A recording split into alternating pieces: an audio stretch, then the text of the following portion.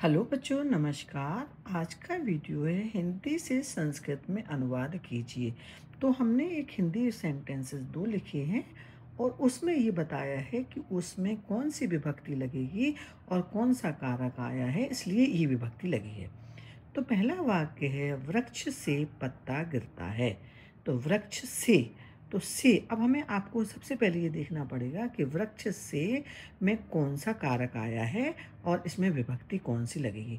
तो इसमें कारक चिन्ह अपादान कारक है और अपादान कारक का जो चिन्ह है वो से है और अपादान में पंचमी विभक्ति का प्रयोग किया जाता है।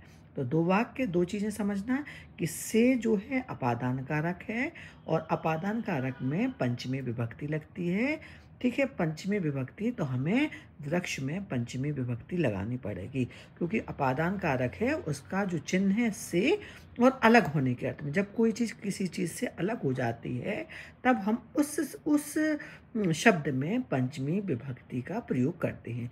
जैसे वृक्ष से पत्ता गिरता है, तो वृक्ष से चिन्ह आया है, इसलिए इसमें अपादान कारक की जो पहचान, अपादान कारक का जो चिन्ह है से है और अपादान कारक में पंचमी विभक्ति लगती है।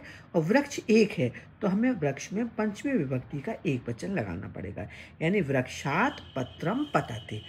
ठीक है, पत्ता गिरता है तो गिरने की संस्कृत हम पत्ते के हिसाब से लगाएंगे। अगर बहुत सारे पत्ते होते कि वृक्ष से पत्ते गिरते हैं पत्ता, तो फिर हमें पतंती लगाना पड़ेगा।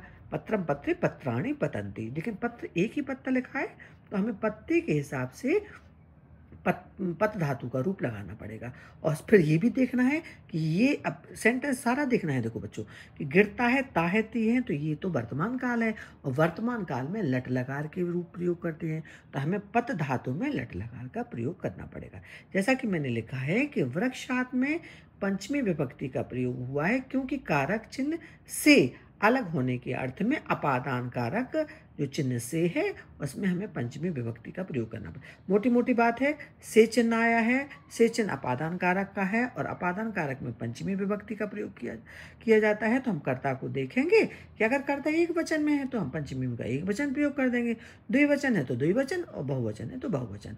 और फिर देखेंगे आपका पत्ता गिरता है, जैसे आपका कौन गिरता है, तो पत्ता गिरता एक ही पत्ता है तो हम उसमें पत्रम पतते। अगर बहुत सारे पत्ते होते तो हम पत धातु का लट लकार का बहुवचन, एक बच्चन प्रथम पुरुष का बहुवचन प्रयोग करें। तो एक एक चीज, छोटी छोटी चीज समझो। वृक्षात पत्रम पतते, तो सबसे पहले हमारा मेन उद्देश्य है कि वृक्ष की से में आपको कौन सी विभक्ति लगानी, पंचमी विभक्ति लगानी। ठीक है, अब दूसरा सेंटेंस है गंगा हिमालय से निकलती है।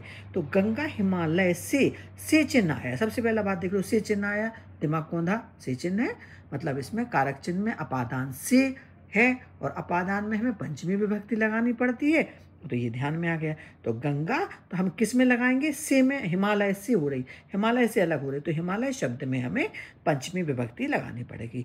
गंगा हिमालयात निस्सरति, तो यहाँ पर मैंने लिखा है कि यहाँ गंगा हिमालय से अलग होती है, इसलिए जो कारक चिन्ह है अपादान से, अपादान का जो चिन्ह है वो से है और अपादान में पंचमी विभक्ति लगती है, इसलिए हम हिमालय में पंचमी विभक्ति लगाएंगे। गंगा में नहीं लगाएंगे, गंगा हिमालय से, जहाँ से जो चीज़ अलग होती है, जैसे वृक्ष से तो वृक्ष में लगाया था, अब हिमालय से गंगा अलग होती है तो हम हिमालय में पंचमी विभक्ति लगाएंगे।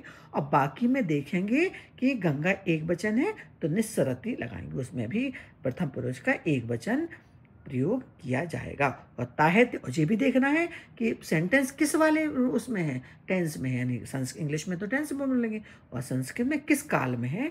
ताहत ये है, सिंपल सा लट लगा दो। तो बच्चों आपको ये चीज़ें, बहुत बेसिक चीज़ अगर समझ में आ जाएंगी, छोटे छोटे सेंटेंस, तो आप कोई भी निबंध भी लिख सकते हो, किसी भी वाक्य को बना सकते हो, आपकी कोई भी त्रुटि नहीं होगी।